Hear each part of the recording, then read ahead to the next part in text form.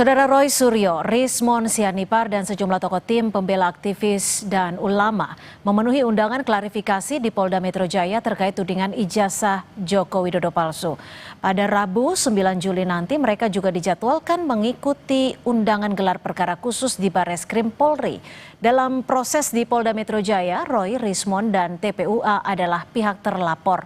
Sementara di Barreskrim Polri, Joko Widodo yang menjadi terlapor. Lalu bagaimana penanganannya? Kita akan bahas bersama kuasa hukum Joko Widodo. Sudah ada Mas Rifai Kusumanegara, serta juga dari pihak terlapor Bang Rismon Sianipar. Dan kita akan bertanya langsung, sudah ada Bang Rismon. Bang Rismon, tadi diperiksa dari jam berapa sampai jam berapa dan ada berapa pertanyaan Bang Rismon? Ya, saya memenuhi undangan klarifikasi dari Polda Metro Jaya ya hari ini tanggal 7 Juli 2025 ya sekitar pukul 10.30 ya sampai jam 4.30 WIB ya sore. Jadi pertanyaan-pertanyaan itu ada sekitar 97 pertanyaan, tetapi terakhir direduksi atau disimplifikasi menjadi hanya 34 pertanyaan. Nah, tetapi sebelum pertanyaan itu saya jawab, ya, saya ada sedikit perdebatan ya antara saya dengan penyidik untuk memastikan bahwa terkait dengan pasal pelaporan ya yang dilaporkan kepada kami dan ditujukan kepada kami, yaitu pasal 160 KUHP, yaitu di mana dalam judicial review ya Mahkamah Konstitusi telah menyatakan bahwa pasal 160 itu adalah delik material, bukan delik formil. Ya. Jadi saya menanyakan apa bukti material yang dibawa oleh pelapor.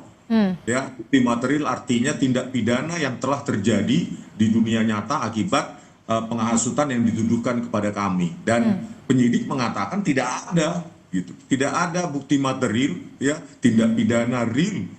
Misalnya keonaran, kegaduhan, atau apapun itu akibat penghasutan yang dituduhkan kepada kami. Terus ya saya menyatakan bahwa pasal 160 KUHP itu kenapa dipakai kepada kami? Ini semacam laporan-laporan pepesan kosong ya. Bagaimana ya pelapor itu dengan gampang melaporkan seseorang hanya melampirkan video-video. Artinya akibat keberatan Anda ini yang membuat dari 90 sekian pertanyaan direduksi jadi 30 pertanyaan. Ini pertanyaannya yang 30 ini seputar apa? Ya bisa jadi itu menjadi hal yang mereduksi jumlah pertanyaan tersebut gitu.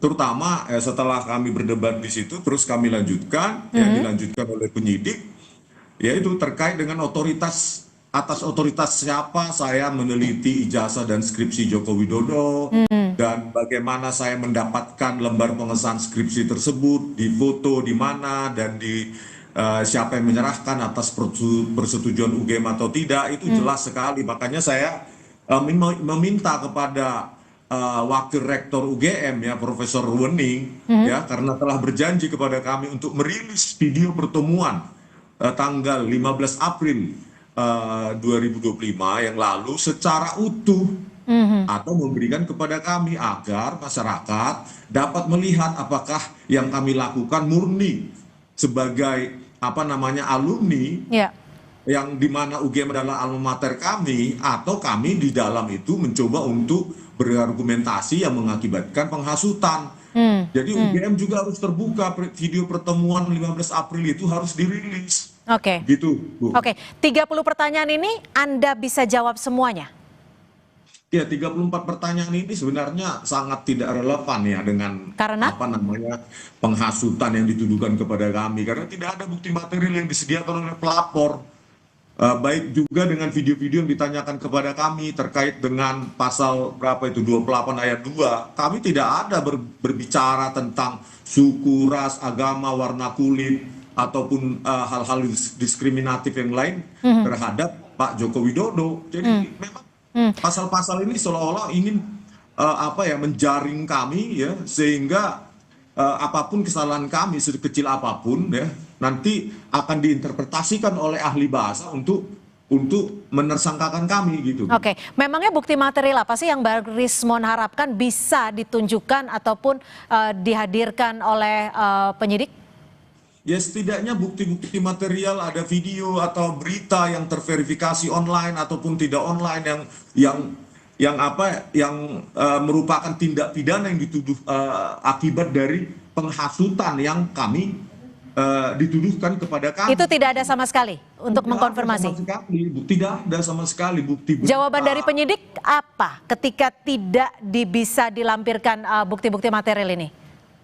Yang pasti ya si pelapor ini 5 orang ini itu tidak menyediakan apapun, itu dicarikan polisi, dicarikan penyidik nanti atau sudah didapatkan katanya ya, tetapi ketika saya tanyakan ya tidak mau memberitahu. Tetapi hal yang pasti di sini betapa mudahnya seseorang melaporkan orang lain dengan tuduhan penghasutan, tetapi mereka yang melaporkan itu tidak menyediakan bukti materi ya tindak pidana akibat penghasutan tersebut, padahal Majelis konstitusi ya Mahkamah Konstitusi telah menyatakan bahwa delik itu adalah delik materi. Artinya si pelapor seharusnya menyediakan bukti materi dong. Akibat dari penghasutan yang dituduhkan kepada kami. Gitu. Bang Rismon, tapi gini, pada 1 Juli lalu Bang Roy Suryo CS kan juga menyebut bahwa menolak untuk hadir dalam klarifikasi. Lalu kenapa hari ini Bang Roy, Bang Rismon menyanggupi untuk hadir dalam klarifikasi? Ya itu kan sebenarnya kami sudah ada di Jakarta ya, terutama saya sebelum tanggal 2 Juli 2025 yang lalu. Cuma advice dari tim hukum kami memandang sebenarnya pasal 160 atau pasal lainnya yang dituduhkan kepada kami terkait dengan penghasutan dan SARA itu sangat jauh dari relevansinya dari apa yang kami lakukan. Kami lakukan kan uji ELA, ya, terus uji lintasan stempel dengan sebaran RGB, terus menguji jenis huruf yang ada di lembar pengesahan skripsi dan lainnya. Nggak ada hubungannya dengan SARA maupun penghasutan begitu. Oke. Tadi kan Bang Roy juga sempat bilang bahwa khawatir jawabannya nanti justru digunakan untuk menjerat. Kalau Anda ada kekhawatiran seperti itu? Ya sama halnya seperti itu. Ya takutnya jawaban kami nanti diinterpretasikan sesuai dengan keinginan menggunakan ahli-ahli bahasa. Padahal murni kami lakukan tanpa ada motivasi lain, apalagi untuk menghasut. Untuk apa kami menghasut? UGM adalah alma mater kami yang kami cintai. UGM itu alma mater kami yang sangat kami cintai dan kami sangat respect dengan dosen-dosen kami dulu yang mendidik kami. Begitu. Gak ada kepentingan kami merusak nama UGM atau kepentingan untuk menghasut. Kami itu alumni alma mater kami, UGM itu S1 dan S2 kami, baik Pak Roy maupun Bu Tifa, itu UGM adalah sangat berjasa dalam hidup kami. Gitu. Oke, Bang Rismon, ini kan tanggal 9 Juli akan ada gelar perkara khusus. Anda juga akan hadir dalam tanggal 9 Juli nanti? Iya, tentunya ya kami kan diajukan sebagai ahli begitu ya. Sebaiknya pihak ahli independen juga diberikan ruang bagi di Bareskrim nanti, bukan hanya dari ahli dari pihak Pak Jokowi maupun pihak Bareskrim, dan harus terbuka begitu. Jadi masing-masing kan harusnya disediakan memberikan argumentasi ilmiah, biarkan Bareskrim nanti menyimpulkan, dan kalau bisa dilakukan secara terbuka dan dihadirkan semua bukti-bukti itu, put all the evidence, semua evidence itu letakkan di atas meja dan kita teliti secara sama gitu. Dan kalau bisa ya ada peneliti-peneliti independen juga untuk sehingga Bareskrim bisa mendapatkan kesimpulan yang konklusif dan konvergen mengenai keautentikan atau kepalsuan dari ijazah maupun skripsi Pak Joko Widodo. Oke, saya ke Mas Rifai. Tadi sudah ada yang diperiksa, termasuk salah satunya Bang Rismon dan juga Roy Suryo. Ini juga disebutkan, Roy menjelaskan bahwa pelapor selain klien Anda nggak ada legal standing. Bagaimana Anda menjelaskan hal ini atau menanggapinya? Pada intinya saya memahami argumentasi yang disampaikan Pak Rismon dan kawan-kawan. Tapi di sisi lain, sebenarnya kalau mau bicara tidak ada legal standing, itu juga terjadi di dalam perkara kami. Sebenarnya pertanyaannya adalah apakah TPUA memiliki legal standing untuk mempersoalkan kepalsuan ijazah Pak Jokowi? Itu pun juga kalau dicermati tidak lagi terlihat tidak ada legal standing. Apalagi pasal 263 itu ada satu unsur harus terjadinya kerugian. Jadi pelapor itu seharusnya saksi korban yang dirugikan akibat terjadi pemalsuan. Nah, dalam hal ini kan sebenarnya apa kerugian yang diderita oleh TPUA seandainya misalnya ijazah tersebut palsu? Yang punya kewenangan atau kompetensi untuk melapor justru pertama adalah UGM. Karena misalnya kalau ijazah dipalsukan, UGM yang paling merugikan pertama. Kedua mungkin KPU atau KPUD. Lalu ketiga mungkin paslon lain pada saat pilpres atau pilkada. Nah, mereka-mereka yang memiliki kepentingan untuk melaporkan ijazah. Jadi sebenarnya kalau bicara legal standing di perkara kami pun juga di baris ini, kami berpandangan secara yuridis tidak ada legal standing TPU untuk melaporkan. Mas Rifai, tadi Bang Rismon juga menyatakan bahwa sempat berkeberatan kepada penyidik bahwa meminta untuk dilampirkan bukti-bukti materialnya, tapi tidak bisa dilampirkan. Bagaimana Anda menanggapi hal ini?